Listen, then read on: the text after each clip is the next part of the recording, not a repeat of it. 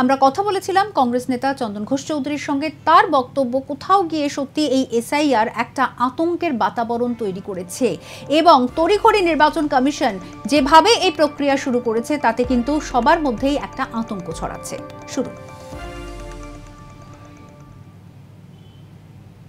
সমস্যাটা হচ্ছে এই দায় কার শব্দটা, যেখানে যে দায়িত্বপ্রাপ্ত এজেন্সি যারা একটা স্বয়ংক্রিয় ব্যবস্থার মধ্যে দেশের গণতন্ত্রকে প্রতিষ্ঠা করবে এবং ভোটাধিকারের মাধ্যমে সরকার নির্বাচিত হবে, তারাই যদি দুরভিসন্ধিমূলক কাজ করেন এবং বিভিন্ন ক্ষেত্রে একটা সময়ের ব্যারিয়ার হয়ে দাঁড়ায় এবং মানুষকে অপরচুনিটি দেন না যে তারা প্রমাণ করবেন, প্রথমত তো তাদের প্রমাণ করবার জায়গাই ছিল না। যেটা ইসিআই নিজে এর আগে যতগুলো রিভিশনস হয়েছে প্রত্যেকটা ক্ষেত্রে ডকুমেন্টেশন প্যারিটি বা তুলনামূলক ডকুমেন্টেশনে কাজটা হয়েছে। এবার সম্পূর্ণ দায়িত্ব সেই ভোটারের, যে ভোটার তার তথ্য ইসিআই কে দেবেন এবং সেইভাবে ভোট উঠবে।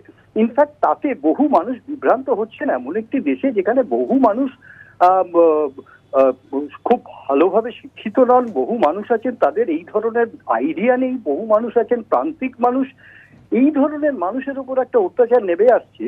এটা সার্বিকভাবে এর দায়বদ্ধতা প্রথমত তো ইসিআই কে নিতে হবে, দ্বিতীয়ত যে পার্টিটি বিশেষত বাংলায় প্রতি মুহূর্তে বার করে দেব হুঙ্কার দিচ্ছে, প্রত্যেকটি নেতা বিশেষভাবে বিরোধী দলনেতা যেভাবে হুঙ্কার দিচ্ছেন, তাতে মানুষের মধ্যে যে একটা ফিয়ার সাইকোসিস তৈরি হবে, একটা ভয়ার্থ মনোভাব তৈরি হবে, এটাই স্বাভাবিক। তার ফল এগুলো। আমরা বারবার বলছি যে ইসিআই কে আরো বেশি সময় নিয়ে কাজটা করার দরকার ছিল। আমরা সব পলিটিক্যাল পার্টি তো এখনো বলছি যে বারবার মিটিং করা হোক, বারবার এর পরিস্থিতিগুলো বিশ্লেষণ করা হোক।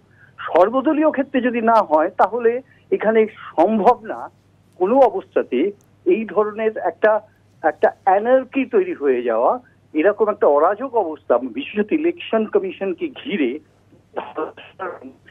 তার থেকে বেরিয়ে আসা সম্ভব হবে। এটা অত্যন্ত দুঃখজনক। এবং আমরা কংগ্রেসের পক্ষ থেকে আজও ইসিআই এর কাছে ডেমনস্ট্রেট করেছি, আজকেও in fact today in the evening, তাতেও আমরা এই একই কথা বলেছি। অসম্ভব একটি জায়গার দিকে এগোচ্ছে, দুর্বিষহ একটি জায়গার দিকে এগোচ্ছে পশ্চিমবঙ্গ।